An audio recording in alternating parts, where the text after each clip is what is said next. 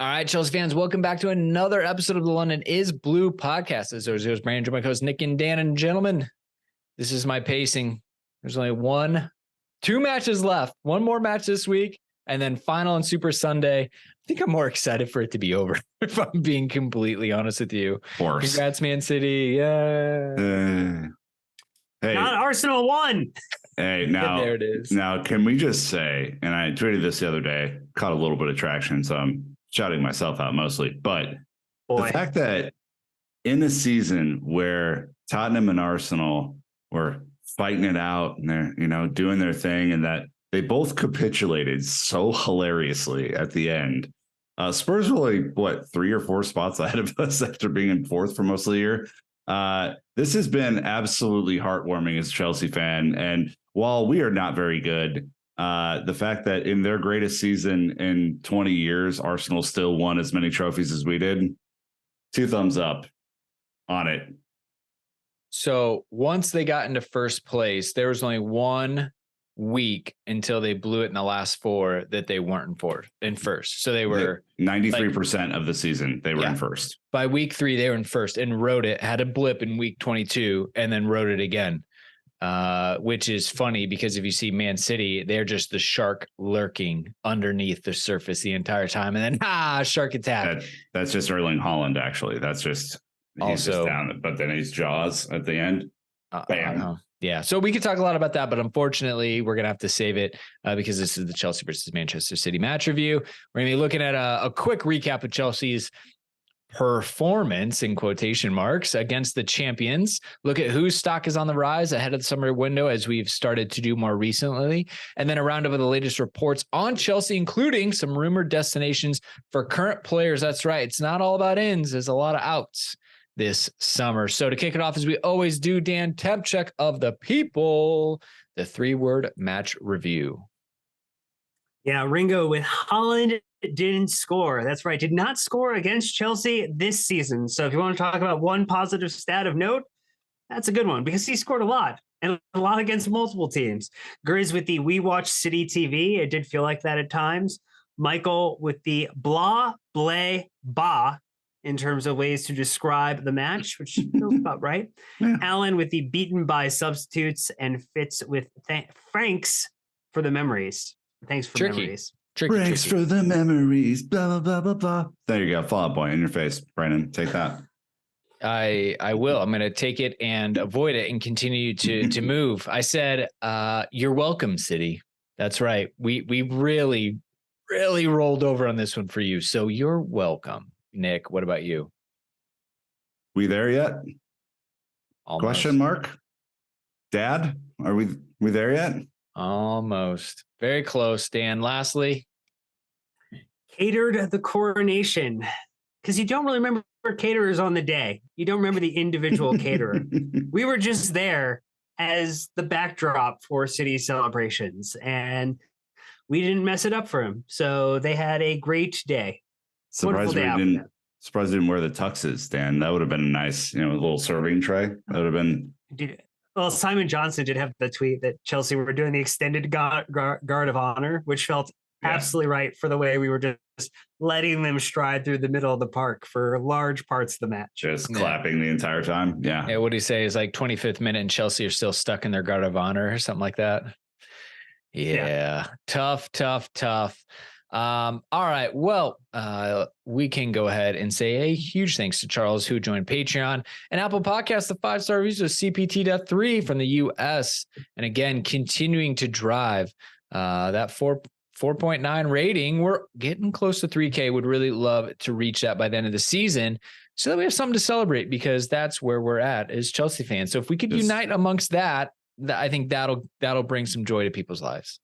And if you were like, hey, guys, you produced a shit ton of podcasts last week, you are correct. We did produce a shit ton of podcasts. I would go back and listen to the Chelsea Youth or Cobham Crew special with Chelsea Youth. That was great. Brandon and Phil breaking it all down at the end of the Academy season. And then there were 2 Le Tinkerman episodes that were published Friday and Saturday. So if you're not a Saturday listener, typically go back during your week, go listen to those. They're really great. Joe and Seb, the lay Tinkerman, are doing a great job on that. So just want to shout those out. I know we produce a shit ton of content. It's hard to keep track of sometimes. Just go back in your feed and click play and do your thing. You're welcome. Enjoy it. Just don't miss it. That's the big thing. Don't miss the goodness. But we're going to jump into the match review here. It was Man City this past Saturday, the 21st of May. There it is, Dan. There it is. We even asked pre-pod, Nick, are there anything to worry about? Dan, no bombs. I'd never do that. Sunday, May 21st, Dan, Sunday in the Premier League, not at Stamford Bridge, at the Etihad Stadium. You are absolutely miserable right now. Manchester City 1, Chelsea 0. Got that right. Goal from Alvarez in the 12th minute. So we're going to go ahead and turn it over to Chelsea to run it back with the official highlights. Thank you to the Chelsea and the Fifth Stand app, the only official app from Chelsea, for letting us use these. Go subscribe and download it if you haven't. We'll be right back. All right, lineup time, Dan. Let's see if you can tiptoe your way through these murky waters, huh?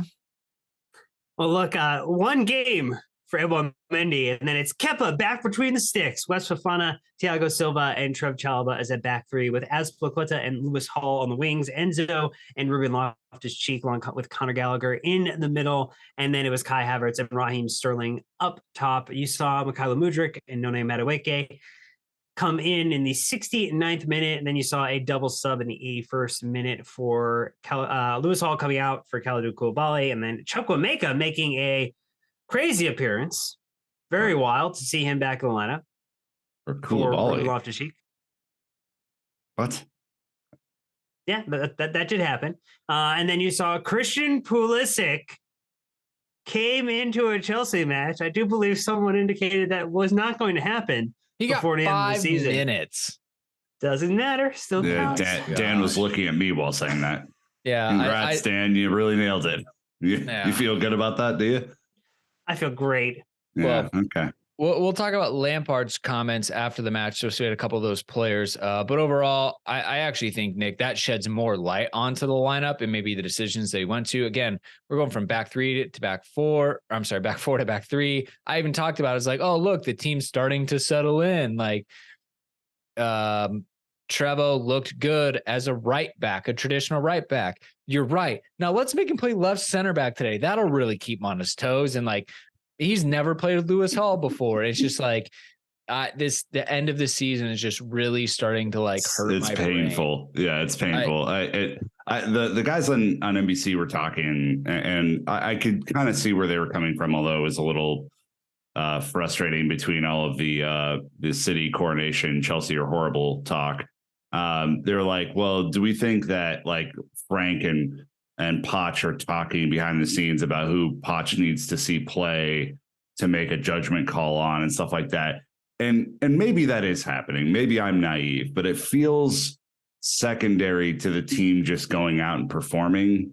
And I mean, if that is happening, if you are trotting out Kai Havertz, if you are trotting out Aspi, if you are trotting out Ruben Loftus-Cheek or whatever, so we're doing tryouts mid-season now? Like that, it seems very odd to me. And again, it's entirely feasible that I, Nick Verlaney, am naive in this one particular instance, but I would hope that isn't the case. But I also can understand why people are frustrated that they aren't seeing Madueke, that they aren't seeing Mudryk, because as Dan has illustrated, some of these subs made a huge impact on the team. So it's like, what the hell?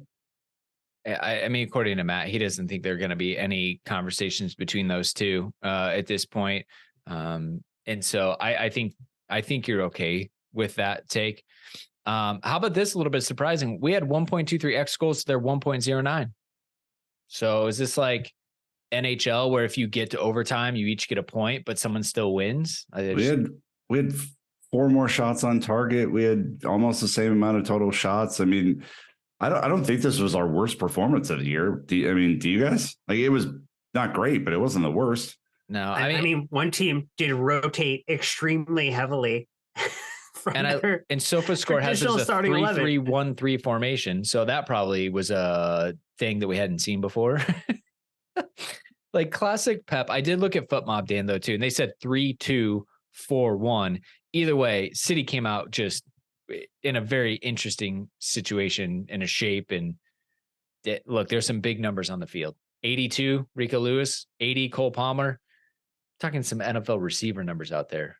Yeah, Dan. Some of them were burning our players as well as receivers burning center backs or cornerbacks rather in the NFL.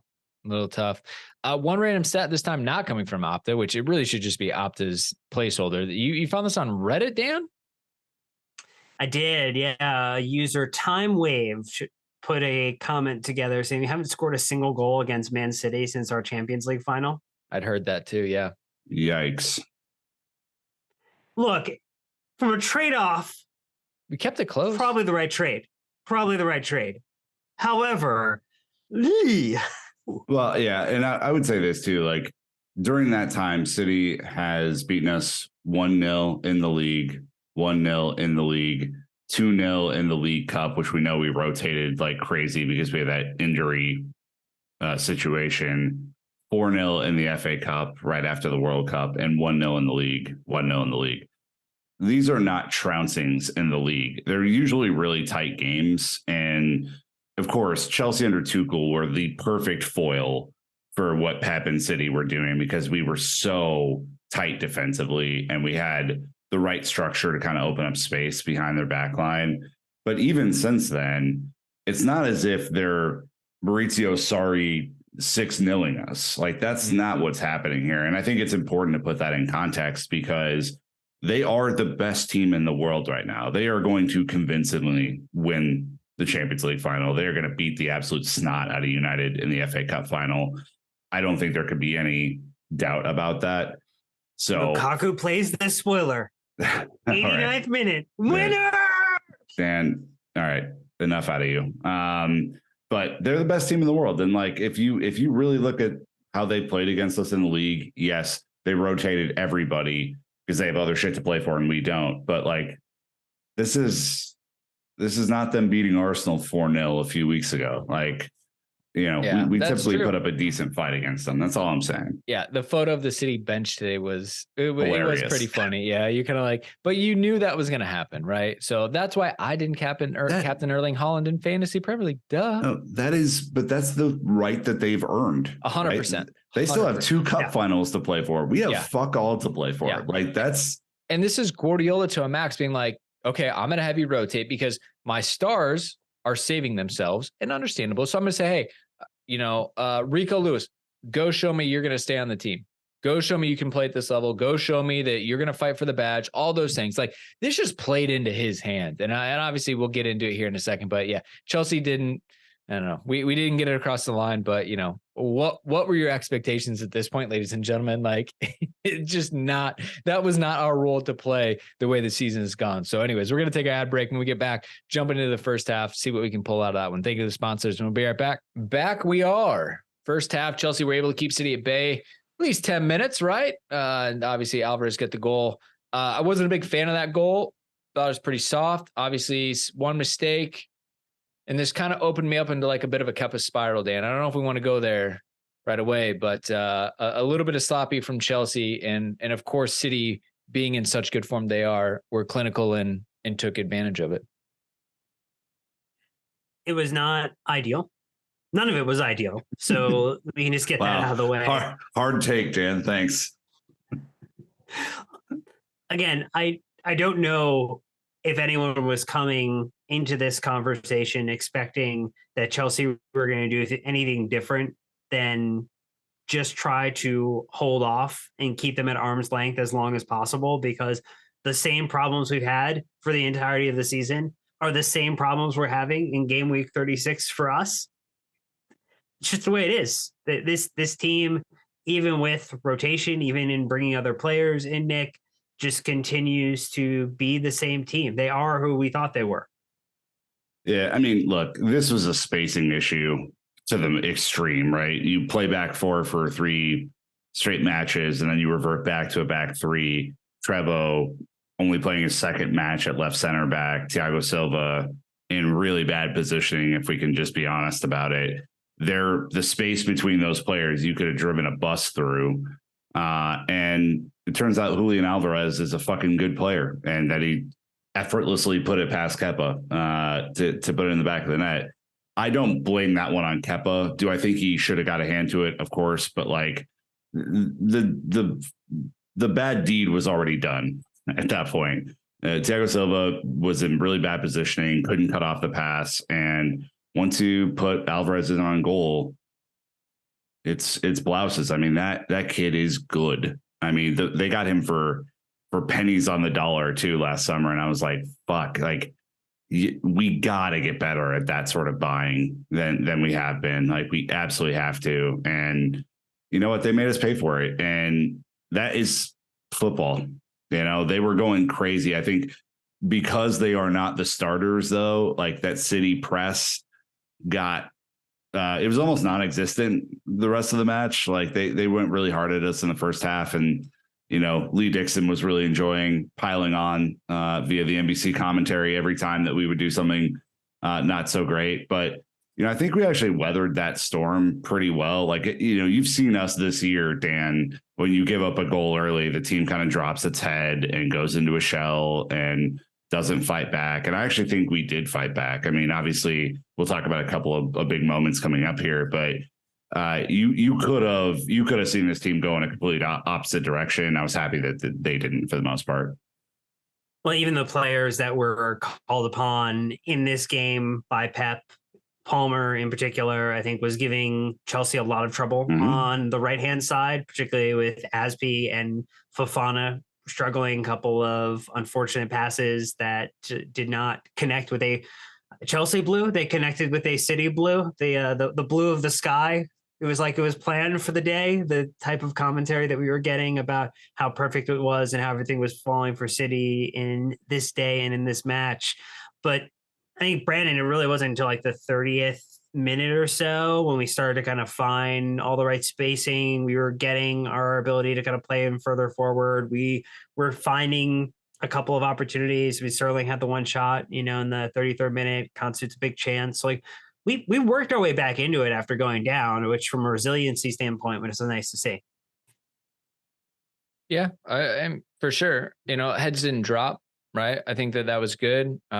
Chelsea knew that they probably did have an opportunity if they could sneak them by City. This is the chance. You would have imagined that it would have been Raheem Sterling, the most motivated out there, having just been on that team not 12 months ago. But I think he knew what he was giving up to come to Chelsea, and clearly he had other ideas of what he wanted to accomplish. And 33rd minute, he could have done it. I mean, he could have. Yeah, he had the opportunity. He had a few today too, but you know, like credit for getting in the right position. Everyone as fans simultaneously groaning as it didn't come off yet again. And I think that that's probably kind of summed up his season a little bit, right? I even think to like Dortmund when we were there, Nick, he had about 3 breakaways. And even when he had like an absolute one-on-one with the keeper and he got towards the top of the box and he couldn't make a decision. He just didn't know what to do at that moment, which is weird because we bought him because he's a veteran. He's played in big games. He's a big game player.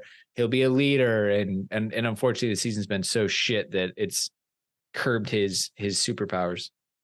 Yeah, I mean, he had that one kind of one-on-one with their backup keeper where a confident Raheem Sterling would have easily chipped him and put it into the back of the net and hit it straight at it. Ortega, I believe is his name. And I don't know what it is. I think Poch is going to have to put an arm around him and a lot of the attackers, frankly, and figure out mentally what's going on when making decisions one-on-one with goalkeeper. I mean, there have been no shortage of big chances that we have missed this year. I think we have the most big chances missed in the whole Premier League by it's a distant margin. And that has to change. I mean, Erling Haaland on his own has more goals than we do as a team in the league this year.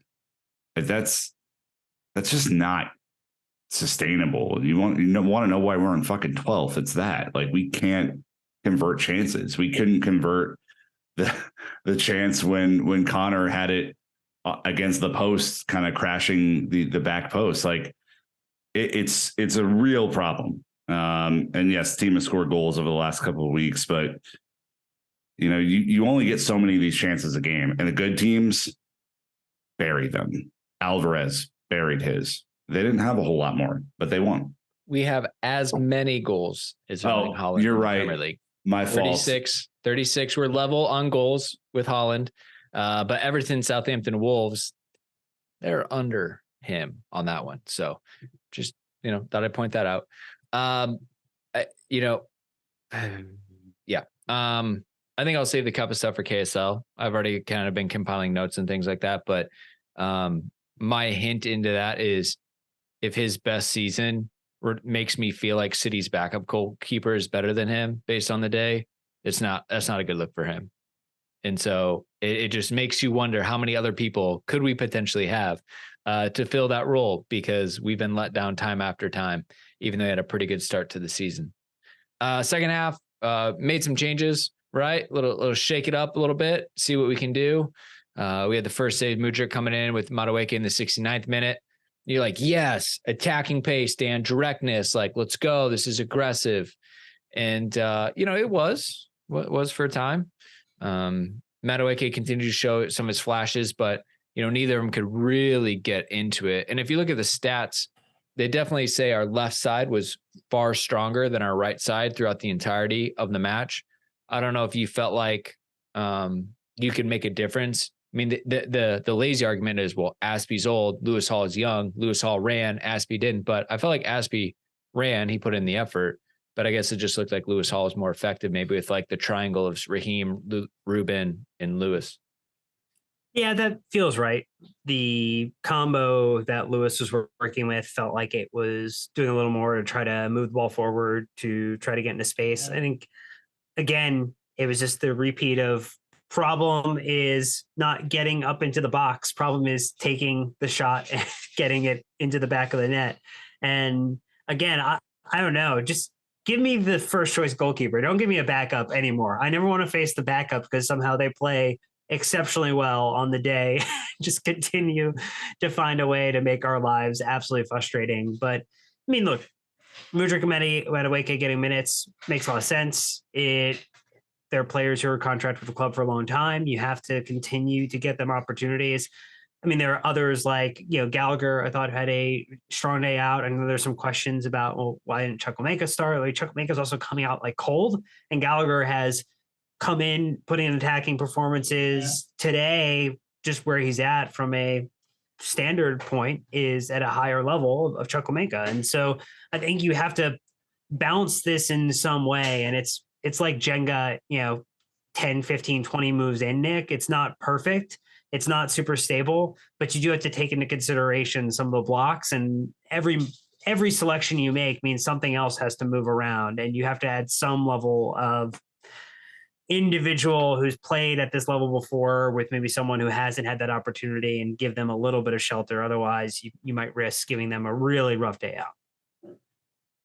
Yeah. I mean, of course, I think there's an argument to be made to give all these guys a lot more playing time than maybe what we're seeing right now, right? Like, I understand why people are frustrated, because basically the minute that we won against Bournemouth, the season was over, right? We were safe and secure, and, why not give some of these young cats a rollout to get them ready for what the level is? And of course, against City, the level is high, and we know because Chukwuemeka has played against City in both of the League Cup and the FA Cup, and he played relatively effectively. I mean, he could have scored in the League Cup against them. That, I think people are frustrated. I think they want to see a lot more of Mudryk. They want to see a lot more Madueke. They want to see David Datro Fofana get a run out. They want to see less of your Ziyech's, less of your whatevers, right? But I also understand, if you're Frank, like, it's been such a bad run that you don't want to go down 5-0 to City because you threw an inexperienced team that doesn't have any sort of gel to them out there to slaughter. Like, I don't think that's good management either. And so I don't know, Brandon, like, I'm kind of caught between those two thoughts, because I certainly would like to see Chukwuemeka play. the last 2 games of the season. I would like to see a lot of the subs play a lot more, but I think Frank is kind of looking at this going, my managerial year might have just put me out for a long time from people being scared to hire me, and I don't want to go down in total flames. Right. I think when this is my guess. I think when Frank took over, he thought there was like a 5% chance if he went on a good run, he might get the job. Right. That very quickly evaporated. Very quickly. Minutes into his tenure. Yeah. From everything we've heard from inside the camp, right, that's been reported, is that it's a bit of a mess at Chelsea right now. I don't think that's going to surprise anybody for obvious reasons. This is the 4th-ish manager of the season. The players are tired, right? They are over this, understandably so. They are in a fortunate position to play football for a career and make a shit ton of money doing it. But even they have like limits to the disaster. So now Lampard has to come in and go, all right, I'm going to try to turn around. It's not working. And now he goes, all right, well, if I can't convince people with the results, right, winning 3 points, I got to figure out another way to spin this and that it's good. And so he was being maybe a little bit too honest right here. And I get it. Like if I'm him, Dan, I 100% am going to start positioning myself as like, look, I'm doing the best I can here.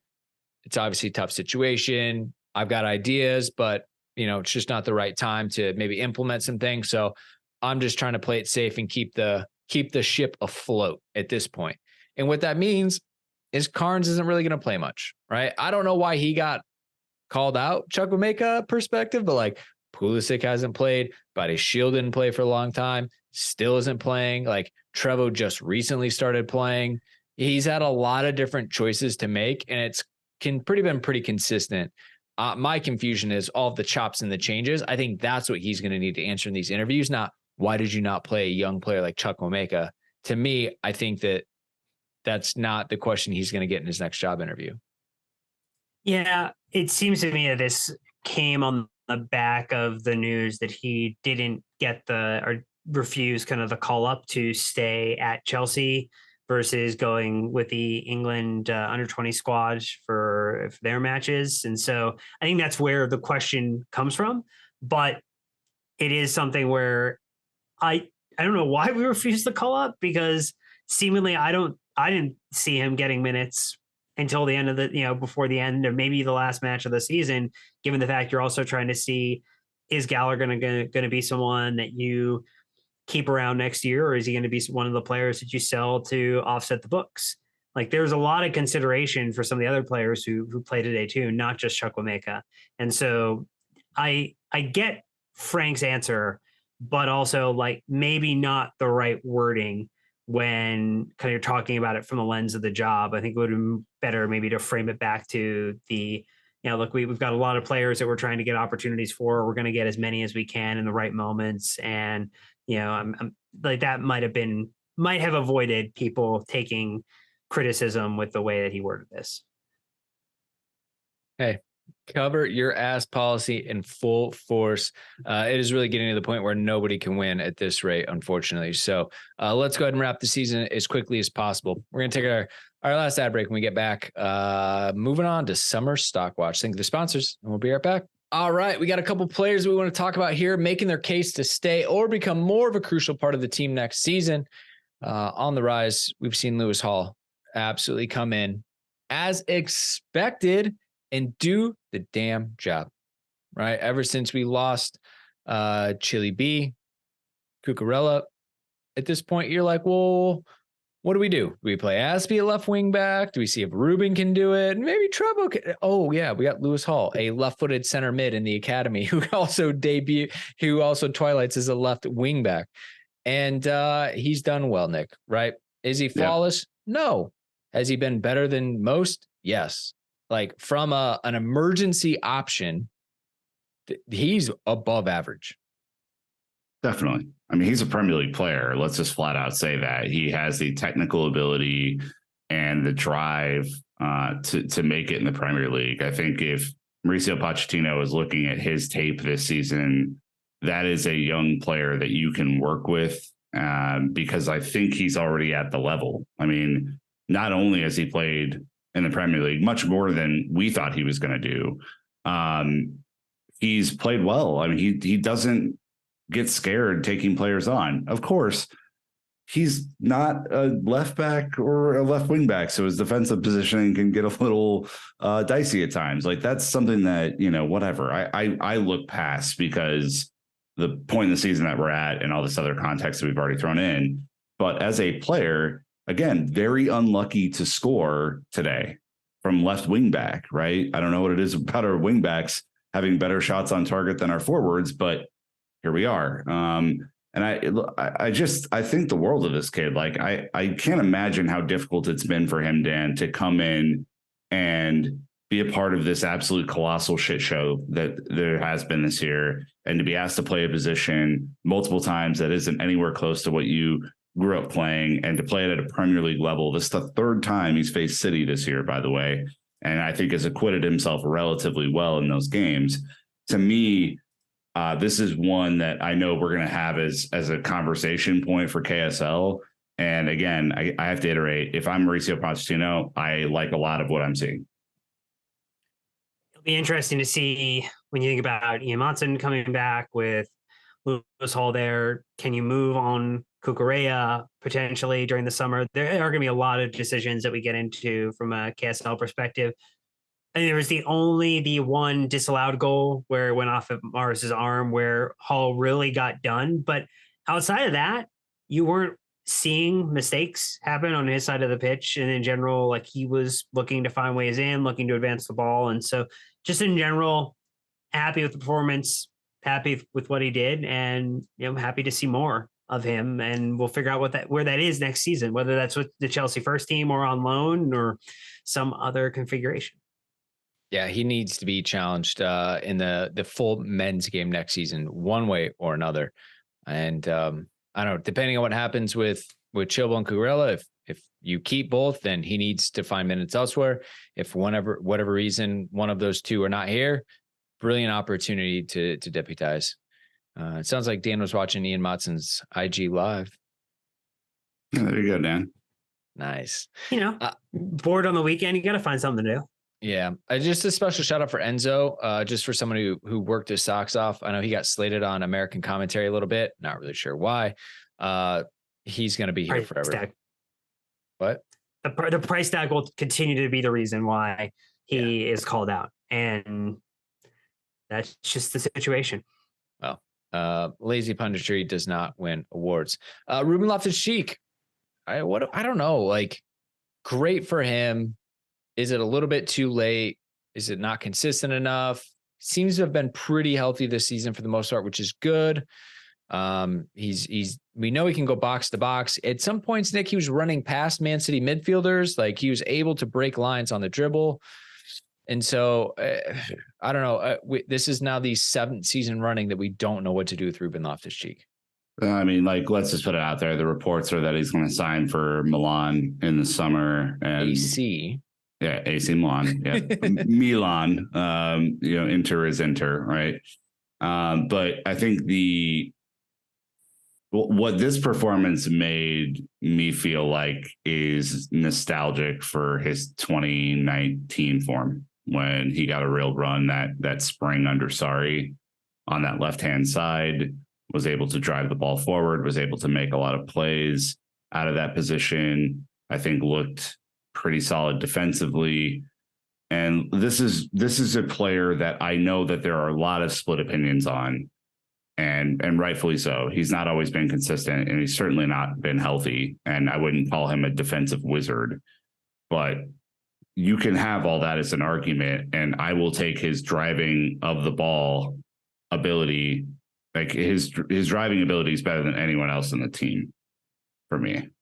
I just don't know of anyone else in our squad who can keep the ball like he can moving forward and bully people when he wants to, right? The great question is, why doesn't he do this all the time? Fair enough point. But that was kind of my take on him today. And, again, if he moves, I'm going to wish him well and hope that he does great in the future, just like we have with almost all of our former players. But it made me a little nostalgic, Dan. That's all. 7 ground duels attempted, 6 won. 3 dribbles attempted, 2 succeeded. He had a little bit of what Kovacic prior to the back half or early parts of this season in prior seasons did really well, moving the ball forward, box to box, keeping in and retaining possessions, doing it both from like a diagonal perspective too, and kind of the windy runs throughout the pitch wherever there was available space. And look, the type of replacement player, either as a academy promote who is going to be less experienced, who's going to maybe not be as maybe more mistake prone, or having to bring someone in to bring that skill and ability, both have a cost, either in terms of the performance and the depth of the squad that you're going to want to have for next season, or in a material dollars and cents cost, or pounds and sterling cost. And so I think the thing maybe to keep in mind is that he probably fits perfectly right now the role of a rotational squad player. The question is that what he wants at this point in his career, and with his contract with Chelsea winding down? Or is the rumored move, or moves that we'll kind of talk about in this roundup of news stories, is that because of a desire to play more regularly than he's getting an opportunity to at Chelsea? I think that's what he had to choose on his last contract extension. He chose to stay and fight, and probably accepted that role. I think he's still on pretty good money. He's got that Cobham premium, but I could be wrong, obviously. I don't know all of his financials. Again, every time his contract comes up, it's like we're in this weird flux position. He's played some minutes that probably just enough to keep him around or keep him interested. But I'm sure after watching what Tammy's done with Roma, getting to the Europa League final, what Fick's done, having won a Serie Tato, like that might be itching. That's all I'm saying. Might be itching. So anyways, moving on, is Nick kind of transitioned us already to reporting roundup, some latest news and rumors. And you had Fabrizio saying that Ruben Loftus-Cheek is potentially going to AC Milan. Apparently there's concrete talks. He's the priority to target to rebuild their midfield. Sounds like he's keen on the move as the negotiation is progressing very well. We'll have to wait and see how that goes. That just means we need more midfielders this summer. Yay. Well, and again, like, part of the reason that Phil has been so adamant, and I think this is a correct opinion, if it costs anything to replace these guys, you need to have a thought about it, right? Because Chelsea are not in a position right now to go spend another 600 million pounds to replace the whole team. So if you're convinced, as Mauricio Pochettino might be, that Lewis Hall or Carney Chukwuemeka or someone could fill the Ruben Loftus-Cheek sized hole in your team and they already exist, then okay, fair enough. But if you're going to have to go recruit to replace him, that doesn't make any fucking sense. And I think that is the kind of like broader Cobham pipeline line that I just want to kind of make known here, that, you know, it's not as if Chelsea are blessed with a immense amount of healthy midfielders today, but yeah, you start playing a 3 midfield combo and spaces get tight pretty quick, especially if Mason stays. Yeah, that is very true. In which, yeah, we got to get that sorted. Thank you for opening that wound. Yep, you got it. Record Portugal reporting Chelsea are in the battle for Ugarte with Liverpool and Villa. Villa, of all people, apparently have 200 million to spend this summer, Dan, so watch out. But a lot of people have been talking about the Sporting Lisbon midfielder could do a double Portugal League swoop. It is an option, with McAllister looking likely to go to Liverpool. That means that they might be less likely to go after another midfielder, or might be less of a priority for them. I think his release clause is around 60 million euros. So it is not a cheap exit. And also Benfica, Sporting, and one other club are under investigation at the moment right now for the big three, Porto. Yeah, the big three, Porto, are under investigation for irregularities. So be very interested to see if that does or doesn't change any incomings or outgoings from their perspective. So that would just be something to kind of keep in the background. But look, we need a midfielder. He would be a good option. So I expect his name to continue to link to Chelsea throughout the majority of the window, as long as he isn't signed for another club. But I mean, Record were also the same source that were reporting a lot of information when we were going after Enzo. And so like, this is, Record is a good source. So it is usually briefed from the club side or from the agent side on there. We know that Ugarte is a Mendes player too. So just keep that in mind, and that Mendes definitely loves to make use of anything in his arsenal to try to get his players the move that they were looking for. Keep it classy, San Diego. And then apparently a new striker, Fabrizio Romano, again on the double here, Nick, saying that Chelsea are toying around with an 80 million euro bid for Dusan Vlahovic at Juventus. He's one of many strikers appreciated at the club, but no bid are talks. Apparently Bayern and Man United are also in the race for him. Look, if you want an opinion, I'm just saying, go check out at Chicago Dimitri. He's got the stats. He's got the receipts. This guy's record was amazing when he went there from Fiorentina, and it is just the bottom's falling out. Yeah, it feels like inflation has hit the prices of Serie A strikers recently, and this is the latest culprit. I'm not a scout. I've seen him play. I think that there's talent there, but I always question the physicality coming from other leagues into the Premier League, because it is such a demanding physical league. It's why some players make it and others don't. It's why Erling Haaland has made it and maybe some others haven't. And so I hope that the Chelsea brass are going to make the correct choice on striker that fits into, not only what we need from like an output standpoint, but will fit the pace of play and style of the league as well, because we don't have European football next year. Like anyone who is touting their record in Europe doesn't really matter for us until we get back into that competition. So we need someone ready-made for the Premier League, period. The stats aren't great. Long story short, a tweet from 11 hours ago from Dimitri saying, Vlahovic is, if you look at his player radar, it's essentially the same guy at Fiorentina who killed it. The difference is at Juventus, he didn't overperform his XG by 50%. And then he said in February 9th, since joining Juventus over a year ago, Vlahovic scored 6 league goals against teams in the top half of Serie A. This guy is the first human being to be constructed entirely out of red flags. Oh my God. Dimitri. Again, one opinion. This is where I'm getting my news from to start. Well, I'm happy to hear from other things, but it's looking a lot to be proven out on this one. We still got to figure out what we're doing with Lukaku, ladies and gentlemen, before we start throwing around 80 million bids, Euro bids for other strikers. No day into the match, obvious reasons, formality, but we have a little bit of movement in the table. Dan, I don't know if you want to walk us through some of the results and what that means for top 4, for relegation, but there's a little bit of movement, not too much. Well, we saw Wolves and Everton all level 1 apiece. You saw Villa and Liverpool also all evens, 1 apiece.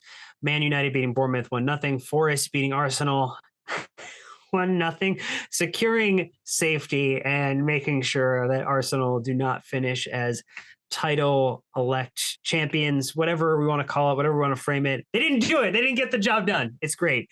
West Ham beating Leeds 3-1. And so Leeds are potentially going down. Feels pretty good. Going down. Brighton. Leeds are going down. No. Go ahead. Sorry. Brighton winning 3-1 over the already down Southampton, and then Man City beating us 1-0. And so as it stands, Man City, of course, on top of the table, 7 points ahead of Arsenal with 2 games left to play to Arsenal's 1. Newcastle at 69 points alongside Manchester United, Liverpool at 66. And so looking very unlikely that Liverpool are going to be in the Champions League next season. Brighton, though, making sure that they stay in a European spot alongside Aston Villa, with Tottenham on 57 points in 8th place. So very, very interesting end of the season with Leeds right now, Leicester and Southampton in the relegation zone. Huge weekend for Everton on 33 points. So they might just escape the drop, and Leeds, Leicester, and Southampton, 3 regular Premier League teams, will be going down. Yeah, I mean, Leeds haven't been around that long, but yeah, definitely Leicester City, Southampton for sure. I think Southampton been up for 11 seasons at this point. It was not that long ago. Was it 2016 when Leicester City won the Premier League?